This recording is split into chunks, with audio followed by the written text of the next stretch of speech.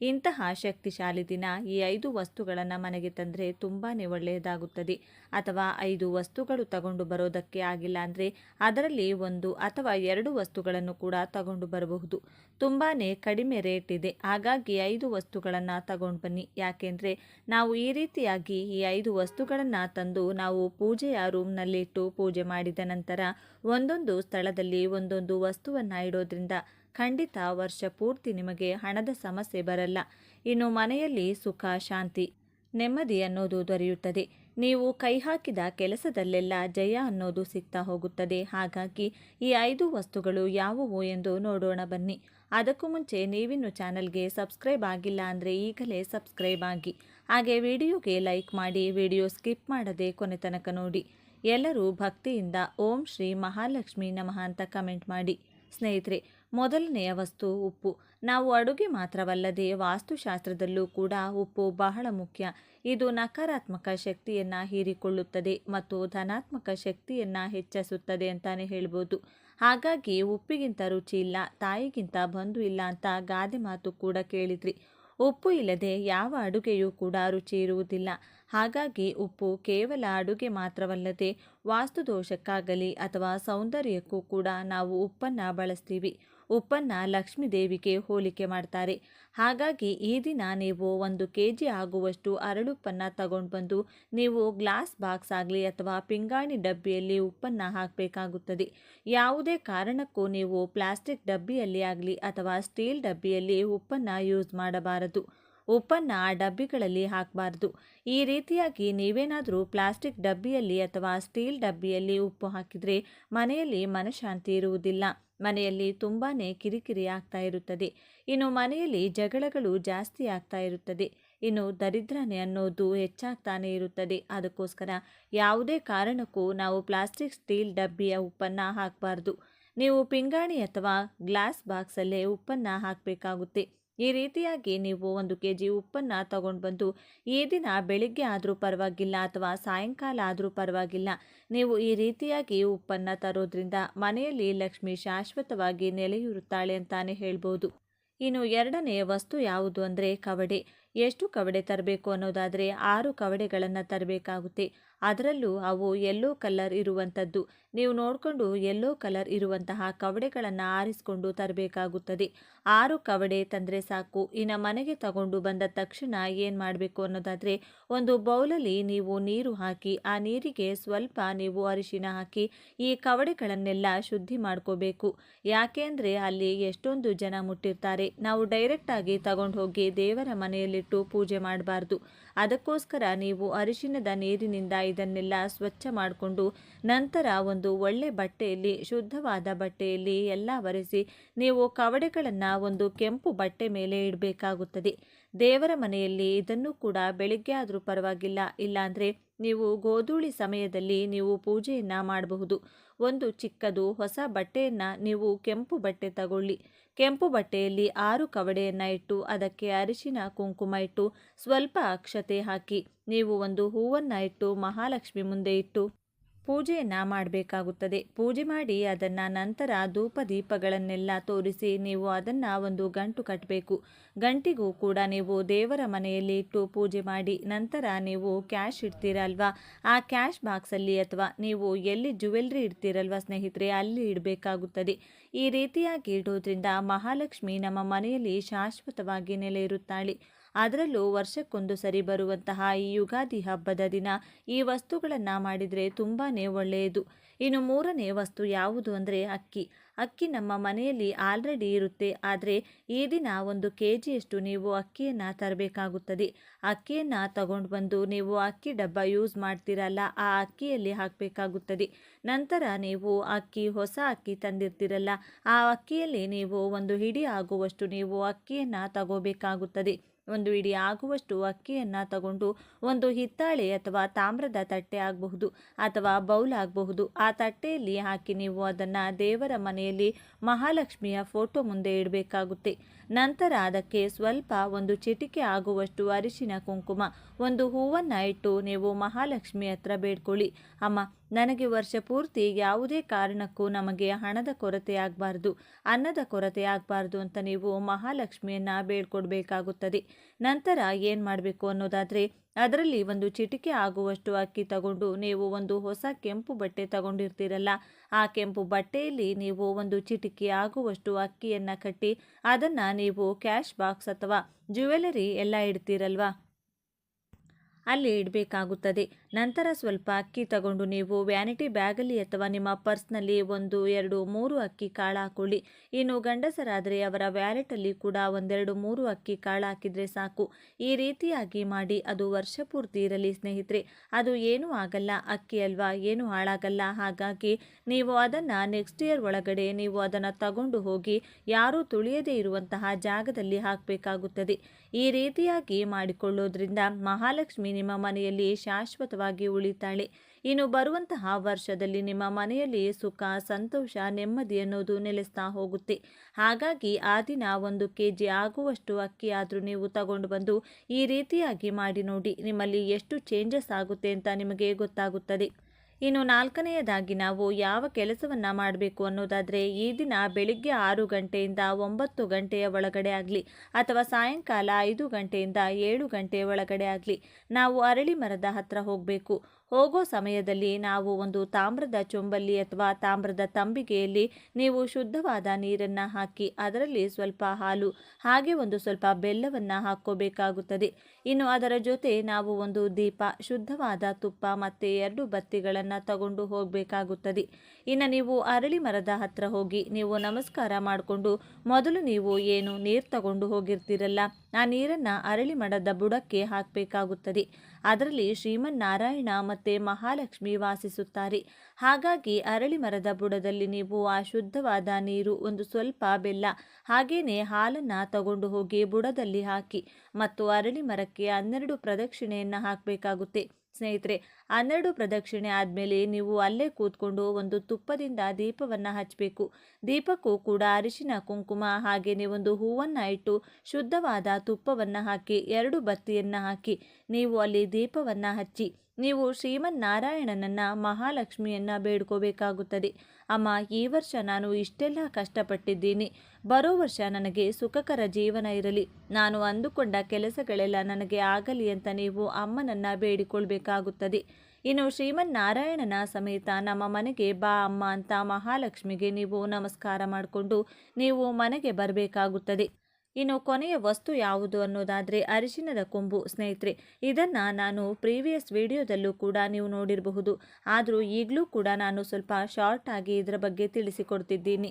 ಇದನ್ನು ನೀವು ಮನೆಗೂ ಕೂಡ ಕಟ್ಟಬಹುದು. ಹಾಗೆಯೇ ವ್ಯಾಪಾರ ಮಾಡ್ತಾ ಇದ್ದೀರಾ ಅಂದರೆ ವ್ಯಾಪಾರ ಸ್ಥಳಗಳಲ್ಲೂ ಕೂಡ ಕಟ್ಟಬಹುದು.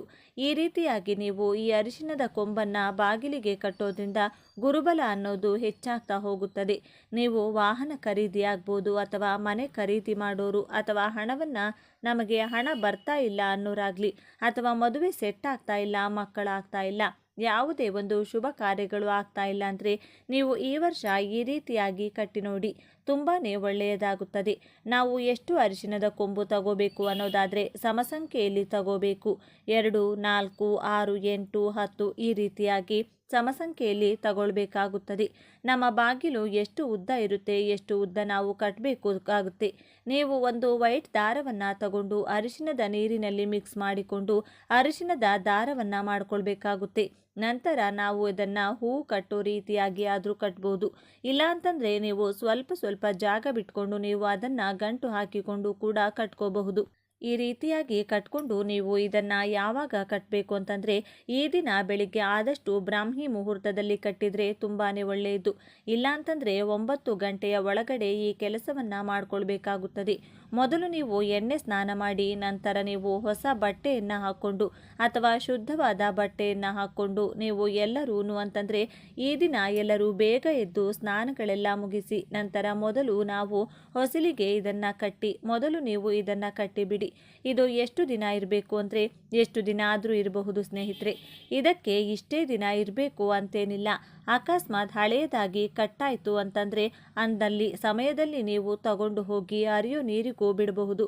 ಇಲ್ಲ ಅಂತಂದರೆ ಯಾವುದಾದರೂ ಮರದ ಬುಡಕ್ಕೋ ಅಥವಾ ದೊಡ್ಡ ದೊಡ್ಡ ಮರ ಇದ್ದರೆ ಮರದಲ್ಲೂ ಕೂಡ ಇಡಬಹುದು. ಈ ರೀತಿ ಕೂಡ ಮಾಡಬಹುದು. ಎಷ್ಟು ದಿನ ಆದರೂ ಇರಬಹುದು. ಈ ರೀತಿಯಾಗಿ ಕಟ್ಟೋದ್ರಿಂದ ನೋಡಿ ನಿಮಗೆ ಗುರುಬಲ ಅನ್ನೋದು ಹೆಚ್ಚಾಗ್ತಾ ಹೋಗುತ್ತೆ. ನಾನು ಇಷ್ಟು ದಿನ ಯಾವುದೇ ಒಂದು ಕೆಲಸಕ್ಕೆ ಕೈ ಹಾಕಿದರೂ ಆಗ್ತಾ ಇಲ್ಲ ಅನ್ನೋರಾಗಲಿ, ಅಥವಾ ನನಗೆ ಎಷ್ಟೊಂದು ಆಸೆ ಇದೆ, ಒಂದು ಸೈಟ್ ತಗೊಳ್ಳೋಕ್ಕಾಗ್ತಿಲ್ಲ, ಒಂದು ಮನೆ ತಗೊಳ್ಳೋಕ್ಕೆ ಆಗ್ತಿಲ್ಲ, ಅಥವಾ ಒಂದು ವಾಹನ ತಗೊಳ್ಳೋಕ್ಕೆ ಆಗ್ತಾ ಇಲ್ಲ ಅನ್ನೋರು ಈ ರೀತಿಯಾಗಿ ಮಾಡಿ ನೋಡಿ, ಖಂಡಿತ ನಿಮಗೆ ಒಳ್ಳೆಯದಾಗುತ್ತೆ. ನೀವು ಈ ದಿನ ನೀವು ಮನೆಯಲ್ಲೇ ರೆಡಿ ಮಾಡಿಕೊಂಡು ಹೋಗಿ ನೀವು ಅಂಗಡಿಯಲ್ಲೂ ಕೂಡ ಕಟ್ಟಬಹುದು. ಅದರಿಂದ ವ್ಯಾಪಾರ ಚೆನ್ನಾಗಿ ಆಗುತ್ತದೆ. ಜನಾಕರ್ಷಣೆ ಅನ್ನೋದು ಹೆಚ್ಚಾಗ್ತಾ ಹೋಗುತ್ತೆ. ಹಾಗಾಗಿ ನೀವು ಈ ದಿನ ಮಿಸ್ ಮಾಡಬೇಡಿ. ಎಲ್ಲರೂ ಈ ರೀತಿಯಾಗಿ ಮಾಡ್ಕೊಳ್ಳಿ. ಮನೆಯಲ್ಲಿ ಸುಖ, ಶಾಂತಿ, ನೆಮ್ಮದಿ ಇರಬೇಕು, ಸಾಲದಿಂದ ಮುಕ್ತಿ ಹೊಂದಬೇಕು ಅಂದರೆ ನಾವು ಈ ರೀತಿಯಾದ ಸಣ್ಣ ಸಣ್ಣ ರೆಮಿಡಿಗಳನ್ನು ಮಾಡ್ತಾ ಬಂದರೆ ಖಂಡಿತ ಇದನ್ನು ನಂಬಿ ಮಾಡಿ. ಈ ದಿನ ಈ 5 ವಸ್ತುಗಳನ್ನು ತೆಗೆದುಕೊಂಡು ಬನ್ನಿ. ಇದರಿಂದ ನಮಗೆ ಒಳ್ಳೆಯದಾಗುತ್ತೆ ಅಂತ ನೀವು ಒಂದು ದೃಢವಾದ ಸಂಕಲ್ಪ ಮಾಡಿಕೊಂಡು ಈ ರೀತಿಯಾಗಿ ಮಾಡ್ತಾ ಬನ್ನಿ. ಖಂಡಿತ ನಿಮಗೆ ವರ್ಷ ಪೂರ್ತಿ ನಿಮ್ಮ ಮನೆಯಲ್ಲಿ ಸುಖ, ಶಾಂತಿ, ನೆಮ್ಮದಿ, ಗುರುಬಲ ಅನ್ನೋದು ಹೆಚ್ಚಾಗ್ತಾ ಹೋಗುತ್ತೆ. ಮಹಾಲಕ್ಷ್ಮಿ ಶಾಶ್ವತವಾಗಿ ಶ್ರೀಮನ್ನಾರಾಯಣನ ಸಮೇತ ನಿಮ್ಮ ಮನೆಯಲ್ಲಿ ವಾಸವಾಗಿರುತ್ತಾಳೆ. ಹಾಗೆ ನೀವು ಏನು ಬೇಡಿಕೊಳ್ಳುತ್ತೀರೋ ಅದು ಅತಿ ಶೀಘ್ರದಲ್ಲಿ ಆಗುತ್ತೆ ಅಂತ ಹೇಳ್ತಾ ಈ ಮಾಹಿತಿ ಇಷ್ಟ ಆಗಿದ್ರೆ ಲೈಕ್ ಮಾಡಿ, ಶೇರ್ ಮಾಡಿ, ನಮ್ಮ ಚಾನಲ್ಗೆ ಸಬ್ಸ್ಕ್ರೈಬ್ ಆಗಲು ಮರಿಬೇಡಿ. ಎಲ್ಲರೂ ಭಕ್ತಿಯಿಂದ ಓಂ ಶ್ರೀ ಮಹಾಲಕ್ಷ್ಮಿ ನಮಃ ಅಂತ ಕಮೆಂಟ್ ಮಾಡಿ. ಇದರಿಂದಾಗಿ ಈ ದಿನ ಮಹತ್ವ ಸಾಕಷ್ಟು ಹೆಚ್ಚಾಗುವುದು. ಈ ದಿನ ಸ್ನಾನ, ದಾನ, ತರ್ಪಣ ನೀಡುವುದು ಜೊತೆಗೆ ಹನುಮಂತ ಹಾಗೂ ಮಂಗಳ ದೇವನನ್ನ ಶ್ರದ್ಧಾ ಭಕ್ತಿಯಿಂದ ಪೂಜಿಸುವುದರಿಂದ ನಿಮ್ಮ ಎಲ್ಲ ರೀತಿಯ ಸಂಕಷ್ಟಗಳು ದೂರವಾಗುವುದೆಂದು ಹೇಳಲಾಗುತ್ತದೆ. ಜೊತೆಗೆ ಶನಿದೇವನ ಕೃಪೆ ನಿಮ್ಮ ಮೇಲೆ ಸಾಕಷ್ಟು ಹೆಚ್ಚಾಗುವುದು. ಜ್ಯೋತಿಷ್ಯ ಶಾಸ್ತ್ರದ ಪ್ರಕಾರ ಹನುಮಂತನ ಪೂಜೆಯನ್ನು ಮಾಡುವ ಜನರಿಗೆ ಶನಿದೇವರು ಎಂದಿಗೂ ಕಷ್ಟಗಳನ್ನು ನೀಡುವುದಿಲ್ಲ ಎಂದು ಹೇಳಲಾಗುತ್ತದೆ. ಹಾಗಾಗಿ ಈ ದಿನದ ವಿಶೇಷತೆಯನ್ನು ಇನ್ನಷ್ಟು ಹೆಚ್ಚಾಗಿವೆ.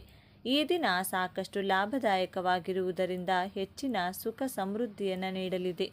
ಇಂತಹ ಅದ್ಭುತವಾದ ದಿನದಂದು ಯಾರು ಮನೆಯಲ್ಲಿ ಈ 3 ಪದಾರ್ಥಗಳನ್ನು ಬೆರೆಸಿ ಧೂಪ ಹಾಕುತ್ತಾರೋ ಅವರ ಮನೆ ತುಂಬಾ ಪ್ರಶಾಂತವಾಗಿ ಬದಲಾಗುತ್ತದೆ. ಹಾಗೆ ಅವರ ಮನೆಯಲ್ಲಿರುವ ದರಿದ್ರ ಬಾಧೆಗಳೆಲ್ಲವೂ ಹೋಗುತ್ತದೆ. ಈ ವಿಡಿಯೋದಲ್ಲಿ ಈ 3 ಪದಾರ್ಥಗಳು ಯಾವುದು, ಧೂಪ ಯಾವ ರೀತಿ ಹಾಕಬೇಕು ಎಂದು ತಿಳಿಸಿಕೊಡ್ತೀನಿ. ಆದರೆ ಅದಕ್ಕೂ ಮುಂಚೆ ನೀವಿನ್ನು ನಮ್ಮ ಚಾನಲ್ನ ಸಬ್ಸ್ಕ್ರೈಬ್ ಮಾಡ್ಕೊಂಡಿಲ್ಲ ಅಂದರೆ ಖಂಡಿತ ಈಗಲೇ ಸಬ್ಸ್ಕ್ರೈಬ್ ಮಾಡ್ಕೊಳ್ಳಿ. ಹಾಗೆ ಈ ವಿಡಿಯೋ ಇಷ್ಟ ಆದರೆ ಮರೆಯದೆ ಒಂದು ಲೈಕ್ ಕೊಡಿ. ಎಲ್ಲರೂ ಭಕ್ತಿಯಿಂದ ಓಂ ಶ್ರೀ ಮಹಾಲಕ್ಷ್ಮಿ ಅಂತ ಕಮೆಂಟ್ ಮಾಡಿ.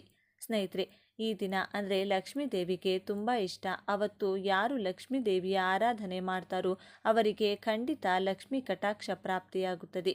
ಆದರೆ ಈ ದಿನ ಯಾವುದಾದರೂ ಹೊಸ ಕೆಲಸ ಶುರು ಮಾಡಿದರೆ ತುಂಬಾ ಒಳ್ಳೆಯದು. ಅಮಾವಾಸ್ಯೆ ಮತ್ತು ಪೌರ್ಣಮಿ ಶೂನ್ಯ ತಿಥಿಗಳು. ಇಂತಹ ಶೂನ್ಯ ತಿಥಿಗಳಲ್ಲಿ ವಿಶೇಷವಾದ ದೈವಿಕ ಶಕ್ತಿಗಳು ಇರುತ್ತವೆ. ಹಾಗೆ ಆ ತಿಥಿಗಳು ಪರಮ ಪವಿತ್ರವಾದವು ಎಂದು ನಮ್ಮ ಪುರಾಣಗಳಲ್ಲಿ ವಿವರಿಸಲಾಗಿದೆ. ಈ ದಿನ ಲಕ್ಷ್ಮೀ ದೇವಿಯನ್ನು ಪೂಜಿಸುವುದರಿಂದ ಗಂಡನ ಆಯಸ್ಸು, ಆರೋಗ್ಯ ಬದಲಾಗುತ್ತದೆ. ದೇವರ ಆರಾಧನೆಗೆ ಒಳ್ಳೆಯ ದಿನ. ಈ ದಿನ ಲಕ್ಷ್ಮೀ ದೇವಿಯ ಜೊತೆಗೆ ಮಹಾವಿಷ್ಣು, ಪರಮೇಶ್ವರ, ಶನಿದೇವರು ಹಾಗೂ ಆಂಜನೇಯ ಸ್ವಾಮಿಯನ್ನು ಕೂಡ ಪೂಜಿಸಲಾಗುತ್ತದೆ. ಭಕ್ತಿಯಿಂದ ಪರಮೇಶ್ವರನನ್ನು ಪೂಜಿಸಿದರೆ ಅದೃಷ್ಟ, ಸಂಪತ್ತು ಜೊತೆಗೆ ಅಷ್ಟೈಶ್ವರ್ಯವನ್ನು ಪರಮೇಶ್ವರ ಕೊಡುತ್ತಾರೆ. ನೀವು ಅಂದುಕೊಂಡ ಕಾರ್ಯಗಳು ನೆರವೇರಬೇಕು ಅಂದರೆ ಈ ದಿನ ಆಂಜನೇಯ ಸ್ವಾಮಿಯನ್ನು ಪೂಜಿಸಬೇಕು. ಈ ದಿನ ಆಂಜನೇಯ ಸ್ವಾಮಿಯನ್ನು ಪೂಜಿಸೋದ್ರಿಂದ ಸಂಪತ್ತಿನ ಜೊತೆಗೆ ನೀವು ಅಂದುಕೊಂಡ ಕೆಲಸಗಳು ಬೇಗನೆ ಪೂರ್ತಿಯಾಗುತ್ತದೆ. ಅದಕ್ಕಾಗಿ ನೀವು ಆಂಜನೇಯ ಸ್ವಾಮಿಯ ದೇವಸ್ಥಾನಕ್ಕೆ ಹೋಗಿ ಅವರಿಗೆ ತುಪ್ಪದ ದೀಪ ಹಚ್ಚಿ 18 ಪ್ರದಕ್ಷಿಣೆಯನ್ನು ಹಾಕಬೇಕಾಗುತ್ತದೆ. ಈ ದಿನ ಮಹಾವಿಷ್ಣುವನ್ನು ಪೂಜಿಸೋದ್ರಿಂದ ಆರ್ಥಿಕ ಸಮಸ್ಯೆಗಳು ಹೋಗಿ ಆಯಸ್ಸು, ಆರೋಗ್ಯ ಹೆಚ್ಚಾಗುತ್ತದೆ. ಈ ದಿನ ಮನೆಯಲ್ಲಿ ಮೃತಪಟ್ಟ ಪೂರ್ವಿಕರನ್ನು ಪೂಜಿಸೋದ್ರಿಂದ ಅವರು ಸಂತೃಪ್ತಿ ಹೊಂದುತ್ತಾರೆ. ಈ ದಿನ ಪಿತೃದೇವತೆಗಳು ಮನೆಗೆ ಬರುತ್ತಾರೆಂದು ಹಿಂದೂಗಳು ನಂಬುತ್ತಾರೆ. ಆರ್ಥಿಕ ಪರಿಸ್ಥಿತಿ ಚೆನ್ನಾಗಿಲ್ಲದವರು ಈ ದಿನ ನಿಮ್ಮ ಪೂರ್ವಿಕರ ಫೋಟೋಗಳಿಗೆ ನಮಸ್ಕಾರ ಮಾಡಿ ಭಕ್ತಿಯಿಂದ ಅವರನ್ನು ಪೂಜೆ ಮಾಡಿಕೊಂಡು ಮನಸ್ಸಿನಲ್ಲಿ ನಿಮ್ಮ ಕೋರಿಕೆ ಹೇಳಿಕೊಂಡ್ರೆ ಓಂ ಲಕ್ಷ್ಮೀ ನಮಃ ಎಂಬ ಮಂತ್ರವನ್ನು ಬೆಳಿಗ್ಗೆ, ಮಧ್ಯಾಹ್ನ ಹಾಗೂ ರಾತ್ರಿ ಮಲಗುವ ಮುಂಚೆ 5 ಸಲ ಭಕ್ತಿಯಿಂದ ಜಪಿಸಿದರೆ ಲಕ್ಷ್ಮೀದೇವಿಯ ಅನುಗ್ರಹದಿಂದ ಸಿರಿ ಸಂಪತ್ತು ಪ್ರಾಪ್ತಿಯಾಗುತ್ತದೆ. ಈ ದಿನ ಶನಿದೇವರನ್ನ ಪೂಜಿಸೋದ್ರಿಂದ ಶನಿದೋಷ ಹೋಗಿ ಮನೆಯಲ್ಲಿರುವ ಕಷ್ಟಗಳೆಲ್ಲವೂ ಹೊರಟು ಹೋಗುತ್ತದೆ. ಇನ್ನು ಈ ದಿನ ಈ 3 ಪದಾರ್ಥಗಳನ್ನು ಬೆರೆಸಿ ಧೂಪ ಹಾಕೋದ್ರಿಂದ ನಮಗೆ ಅದ್ಭುತವಾದ ಫಲ ಬರುವುದು ಸ್ವಂತ ನಾವೇ ಗಮನಿಸಬಹುದಾಗಿದೆ. ಹಾಗೆ ನಮಗಿರುವಂತಹ ದರಿದ್ರ ಕಷ್ಟಗಳು ಎಲ್ಲವೂ ಹೋಗಿ ಲಕ್ಷ್ಮೀದೇವಿಯ ಆಶೀರ್ವಾದ ಕೂಡ ಪಡೆದುಕೊಳ್ಳಬಹುದು. ಹಾಗಾಗಿ ಈ ಶಕ್ತಿಯುತವಾದ ದಿನದಂದು ಈ ಅದ್ಭುತವಾದ ಧೂಪವನ್ನು ನಿಮ್ಮ ಮನೆಯಲ್ಲಿ ತಪ್ಪದೆ ಹಾಕಿ. ಈ ಧೂಪ ಹಾಕಿದ ಮೇಲೆ ನಿಮಗೆ ಬರುವಂತಹ ಫಲವನ್ನು ನೀವೇ ನೋಡಿ ಆಶ್ಚರ್ಯಪಡುತ್ತೀರಿ. ಹಾಗೆ ನಿಮ್ಮ ಮನೆಯಲ್ಲಿ ಮುಂದೆ ಹಣದ ಸಮಸ್ಯೆ ಕೂಡ ಇರುವುದಿಲ್ಲ. ದೃಷ್ಟಿ ದೋಷಗಳು, ದೊಡ್ಡ ದೊಡ್ಡ ಸಮಸ್ಯೆಗಳು ಹಾಗೂ ನಮ್ಮನ್ನು ದ್ವೇಷಿಸುವವರು ನಮ್ಮ ಮೇಲೆ ಮಾಡುವಂಥ ಕೆಟ್ಟ ಪ್ರಯೋಗಗಳನ್ನು ಕೂಡ ನಾವು ಈ ದಿನ ನಿವಾರಿಸಿಕೊಳ್ಳಬಹುದು. ತುಂಬ ಜನರಿಗೆ ಮನೆಯಲ್ಲಿ ಗಲಾಟೆಗಳು, ಸಮಸ್ಯೆಗಳು, ಹಣದ ಕೊರತೆ, ಆರೋಗ್ಯ, ನೆಮ್ಮದಿ ಇಲ್ಲದಿರುವುದು, ಮಕ್ಕಳ ವಿದ್ಯಾಭ್ಯಾಸದಲ್ಲಿ ಸಮಸ್ಯೆ, ಕೆಲಸದಲ್ಲಿ ಸಮಸ್ಯೆ, ವ್ಯಾಪಾರದಲ್ಲಿ ಸಮಸ್ಯೆ, ಹೀಗೆ ಯಾವುದೋ ಒಂದು ಸಮಸ್ಯೆ ಇರುತ್ತದೆ. ನಿಮ್ಮ ಮನೆಯಲ್ಲೂ ಕೂಡ ಇದರಲ್ಲಿ ಯಾವುದಾದರೂ ಸಮಸ್ಯೆ ಇದ್ದರೆ ಈ ದಿನ ನಾನು ಹೇಳೋ ರೀತಿಯಲ್ಲಿ ತಪ್ಪದೆ ಧೂಪ ಹಾಕಿ. ನಿಮಗೆ ಅಂಗಡಿ ಇದ್ದರೆ ಅಲ್ಲೂ ಕೂಡ ಈ ಧೂಪವನ್ನು ಹಾಕಿ. ಎಷ್ಟು ಬೇಗನೆ ನಿಮ್ಮ ಸಮಸ್ಯೆಗಳು ಹೊರಟು ಹೋಗುತ್ತದೆ ಅನ್ನೋದನ್ನು ನೀವೇ ನೋಡ್ತೀರಿ. ಈ ಸಲ ಹುಣ್ಣಿಮೆ ತಿಥಿ, ವಾರ, ನಕ್ಷತ್ರ ಎಲ್ಲವೂ ಕೂಡ ಅದ್ಭುತವಾಗಿ ಬಂದಿದೆ. ಹಾಗಾಗಿ ಈ ದಿನ ಮಾಡುವಂಥ ಯಾವ ಪರಿಹಾರ ಕೂಡ ಒಳ್ಳೆಯ ಫಲವನ್ನು ಕೊಡುತ್ತದೆ. ಈ ದಿನ ಈ 3 ಪದಾರ್ಥಗಳನ್ನು ಬೆರೆಸಿ ಧೂಪ ಹಾಕೋದ್ರಿಂದ ಮನೆಯಲ್ಲಿ ತುಂಬ ಒಳ್ಳೆಯದು ನಡೆಯುತ್ತದೆ. ಯಾಕೆಂದರೆ ಪ್ರತಿಯೊಬ್ಬರ ಮನೆಯೊಳಗೂ ಬಾತ್ರೂಮ್ಗಳಿರುತ್ತವೆ. ನಾವು ಹೊರಗಡೆ ಎಲ್ಲ ಕಡೆ ಓಡಾಡಿ ಮನೆಗೆ ಬಂದು ಬಾತ್ರೂಮ್ ಒಳಗೆ ಕಾಲು ತೊಳೆದುಕೊಳ್ತೀವಿ. ನಾವು ಹೊರಗಡೆಯಿಂದ ಮನೆಗೆ ಬರುವಾಗ ನಮ್ಮ ಜೊತೆ ಹೊರಗಿರುವಂಥ ನೆಗೆಟಿವ್ ಎನರ್ಜಿ ಕೂಡ ಮನೆಯೊಳಗೆ ಬರುತ್ತದೆ. ನಮ್ಮ ಕಣ್ಣಿಗೆ ಅದು ಕಾಣಿಸದಿರುವುದರಿಂದ ನಾವು ಅದನ್ನು ಗಮನಿಸುವುದಿಲ್ಲ. ಹಾಗೆ ನಮ್ಮ ಮನೆಯೊಳಗೆ ಬರುವವರು ಕೆಟ್ಟವರು, ಒಳ್ಳೆಯವರು ಇಬ್ಬರು ಇರುತ್ತಾರೆ. ಅವರ ಜೊತೆ ಬರುವಂಥ ನೆಗೆಟಿವ್ ಎನರ್ಜಿ ಕೂಡ ನಮ್ಮ ಮನೆಯೊಳಗೆ ಪ್ರವೇಶಿಸುತ್ತದೆ. ಆ ಕಾರಣಗಳಿಂದಲೂ ಕೂಡ ನಮ್ಮ ಮನೆಯಲ್ಲಿ ವಿಪರೀತವಾಗಿ ಸಮಸ್ಯೆಗಳು ಶುರುವಾಗುತ್ತದೆ. ಕೆಲವರು ಮನೆಗೆ ಬಂದು ಹೋದ್ಮೇಲೆ ಮನೆಯಲ್ಲಿ ವಿಪರೀತವಾಗಿ ಕಷ್ಟಗಳು ಶುರುವಾಗುವುದನ್ನು ನಾವು ಒಂದಲ್ಲ ಒಂದು ಸಲ ಗಮನಿಸಿರುತ್ತೀವಿ. ಆ ರೀತಿ ಆಗೋಕೆ ಕಾರಣ ಏನೆಂದರೆ ಅವರ ಮೈಯೊಳಗೆ ಯಾವುದಾದರೂ ನೆಗೆಟಿವ್ ಎನರ್ಜಿ ಇದ್ದರೆ ಅವರು ನಮ್ಮ ಮನೆಯೊಳಗೆ ಬಂದಾಗ ಆ ನೆಗೆಟಿವ್ ಎನರ್ಜಿ ಅವರ ಮೈಯಿಂದ ಹೊರಬಂದು ನಮ್ಮ ಮನೆಯೊಳಗೆ ಉಳಿದು ಹೋಗುತ್ತದೆ. ಹಿಂದಿನ ಕಾಲದಲ್ಲಾದರೆ ಹೊರಗಿಂದ ಮನೆಗೆ ಬರಬೇಕು ಅಂದರೆ ಕಾಲು ತೊಳೆದುಕೊಂಡು ಮನೆಯೊಳಗೆ ಕಾಲಿಡುತ್ತಿದ್ದರು. ಈಗಲೂ ಕೂಡ ಕೆಲವು ಮನೆಗಳಲ್ಲಿ ಇದೇ ಆಚಾರ ಪಾಲಿಸುತ್ತಾರೆ. ದೇವಸ್ಥಾನಗಳಲ್ಲೂ ಕೂಡ ಇದೇ ಕಾರಣದಿಂದಲೇ ಕಾಲು ತೊಳೆದುಕೊಂಡು ಒಳಗೆ ಬರುವ ಆಚಾರ ಇಡಲಾಗಿದೆ. ಆದರೆ ಈಗ ಈ ರೀತಿ ಮಾಡಬೇಕು ಅಂದರೆ ನಮಗೆ ಸ್ವಂತ ಮನೆ ಇರಬೇಕು. ಮನೆ ಹೊರಗಡೆ ಕಾಲು ತೊಳೆದುಕೊಳ್ಳಲು ಜಾಗ ಇರಬೇಕು ಅಥವಾ ಬಾತ್ರೂಮ್ ಇರಬೇಕು. ಇತ್ತೀಚೆಗೆ ಯಾರ ಮನೆ ಹೊರಗೆ ತಾನೆ ಅಂತ ವ್ಯವಸ್ಥೆ ಮಾಡಿರುತ್ತಾರೆ. ಎಲ್ಲರ ಮನೆಯಲ್ಲೂ ಬಾತ್ರೂಮ್ಗಳು ಹಾಲಲ್ಲಿ ಅಥವಾ ಬೆಡ್ರೂಮ್ ಒಳಗೆ ಕಟ್ಟಿರುತ್ತಾರೆ. ಕೆಲವರ ಮನೆಗಳಲ್ಲಿ ಕಿಚನ್ ಒಳಗಿರುತ್ತದೆ. ಹಾಗಾಗಿ ಇರೋ ದರಿದ್ರ ಎಲ್ಲ ನಮ್ಮ ಮನೆಯಲ್ಲಿ ನಾವು ಬಂದೋಬಸ್ತಾಗಿ ಕಾಪಾಡಿಕೊಳ್ತಾ ಇರ್ತೀವಿ. ಹಾಗಾಗಿ ಆಗಾಗ ಮನೆಯಲ್ಲಿ ಸಾಂಬ್ರಾಣಿ ಹಾಕೋದು, ಪ್ರತಿದಿನ ಅಗರಬತ್ತಿ ಹಾಗೂ ಧೂಪ ಹಚ್ಚೋದು, ಗಂಟೆ ಹೊಡೆಯೋದು, ಶಂಕು ಊದೋದು ಇದೆಲ್ಲ ಕೂಡ ಮಾಡ್ತಾ ಇರಬೇಕು. ಬಾತ್ರೂಮಿಂದ ಹೊರಗೆ ಬರುವಾಗ ಕಾಲು ತೊಳೆದುಕೊಂಡು ಬರಬೇಕು. ಇದನ್ನು ಮಕ್ಕಳಿಗೂ ಕೂಡ ಅಭ್ಯಾಸ ಮಾಡಿಸಬೇಕು. ಪ್ರತಿದಿನ ಮನೆಗೆ ಹೊರಗಿಂದ ಒಳಗೆ ಬರುವಾಗ ಕಾಲು ತೊಳೆಯಲು ಸಾಧ್ಯವಾಗಲಿಲ್ಲ ಅಂದರೂ ಕೂಡ ಯಾವುದಾದರೂ ಸಾವಿಗೆ ಹೋದಾಗ ಅಥವಾ ಸ್ಮಶಾನಕ್ಕೆ ಹೋದ ಸಂದರ್ಭದಲ್ಲಿ ಯಾವುದಾದರೂ ಪಾತ್ರೆ ಒಳಗೆ ಕಾಲಿಟ್ಟು ಮನೆ ಹೊರಗಡೆಯೇ ಕಾಲು ತೊಳೆದುಕೊಂಡು ಮನೆಯೊಳಗೆ ಹೋಗೋಕೆ ಪ್ರಯತ್ನ ಮಾಡಿ. ಅಥವಾ ನೀವು ಮನೆಯೊಳಗೆ ಬಂದರೂ ಕೂಡ ಸ್ನಾನ ಮಾಡಿದ ಮೇಲೆ ಮನೆಯೆಲ್ಲ ಗಂಗಾಜಲ ಚೆಲ್ಲಿ ಮನೆಯಲ್ಲಿ ಗುಡಿಸಿ ಒರೆಸಿಕೊಳ್ಳಿ. ಅಥವಾ ಒಂದು ವಾಟರ್ ಬಾಟಲ್ ತಗೊಂಡು ಮನೆ ಹತ್ತಿರದಲ್ಲಿ ಎಲ್ಲಾದರೂ ಜಾಗ ಇದ್ದರೆ ಅಲ್ಲೇ ಕಾಲು ತೊಳೆದುಕೊಂಡು ಮತ್ತೆ ಮನೆಗೆ ಹೋಗಿ. ಇನ್ನು ಧೂಪ ಹಾಕೋಕೆ ಬೇಕಾದಂಥ ಪದಾರ್ಥಗಳು ಸಾಂಬ್ರಾಣಿ, ಕರ್ಪೂರ ಹಾಗೂ ಕೆಲವು ಒಣಗಿದಂಥ ಬೇವಿನ ಎಲೆಗಳು. ಈ 3 ಪದಾರ್ಥಗಳು ತುಂಬ ಮುಖ್ಯ. ಇದರ ಜೊತೆಗೆ ನಿಮ್ಮ ಹತ್ತಿರ ಇದ್ದರೆ ಕೆಲವು ದರ್ಬೆ ಹಾಗೂ ಒಣಗಿದ ತುಳಸಿ ಎಲೆಗಳು ಮತ್ತು ಒಣಗಿದ ವೀಳ್ಯದೆಲೆಗಳನ್ನು ಎಲೆಗಳು ಮತ್ತು ಒಣಗಿದ ವೀಳ್ಯದೆಲೆಗಳನ್ನು ಕೂಡ ಸೇರಿಸಬಹುದು. ಇಲ್ಲದಿದ್ದರೆ ಬರೀ ಬೇವಿನ ಎಲೆ, ಕರ್ಪೂರ ಮತ್ತು ಸಾಂಬ್ರಾಣಿ ಬಳಸಿ ಧೂಪ ಹಾಕಿದರೂ ಸರಿ ಹೋಗುತ್ತದೆ. ಇದರಿಂದ ನಿಮ್ಮ ಮನೆಯಲ್ಲಿ ಏನಾದರೂ ನೆಗೆಟಿವ್ ಎನರ್ಜಿ ಇದ್ದರೆ ಅಥವಾ ಮೈಯಲ್ಲೇನಾದರೂ ಇದ್ದರೆ ಒಂದು ಕ್ಷಣ ಕೂಡ ನಿಮ್ಮ ಮನೆಯಲ್ಲಿರುವುದಿಲ್ಲ. ಯಾವ ರೀತಿ ಮನೆಯೊಳಗೆ ಬಂತು ಅದೇ ರೀತಿ ಹೊರಗೆ ಹೊರಟು ಹೋಗುತ್ತದೆ. ಅದು ನಿಮಗೆ ಕಾಣಿಸಲ್ಲ. ಅಂದರೂ ಕೂಡ ನೀವು ಈ ಧೂಪ ಹಾಕಿದ ಮೇಲೆ ನಿಮ್ಮ ಮನೆಯಲ್ಲಿ ಹಾಗೂ ಮೈಯಲ್ಲಿ ನಡೆಯುವಂಥ ಬದಲಾವಣೆಗಳನ್ನು ನೀವೇ ಗಮನಿಸುತ್ತೀರಿ. ಈ ವಿಡಿಯೋ ನಿಮಗೆ ಇಷ್ಟ ಆದರೆ ಲೈಕ್ ಮಾಡಿ, ಶೇರ್ ಮಾಡಿ. ಇಂಥ ಹೆಚ್ಚಿನ ಉತ್ತಮ ಮಾಹಿತಿಗಾಗಿ ತಪ್ಪದೇ ನಮ್ಮ ಚಾನಲ್ನ ಸಬ್ಸ್ಕ್ರೈಬ್ ಮಾಡ್ಕೊಳ್ಳಿ. ನಾಳೆ ಮತ್ತೊಂದು ವಿಡಿಯೋದೊಂದಿಗೆ ಪುನಃ ಭೇಟಿಯಾಗೋಣ. ಧನ್ಯವಾದಗಳು.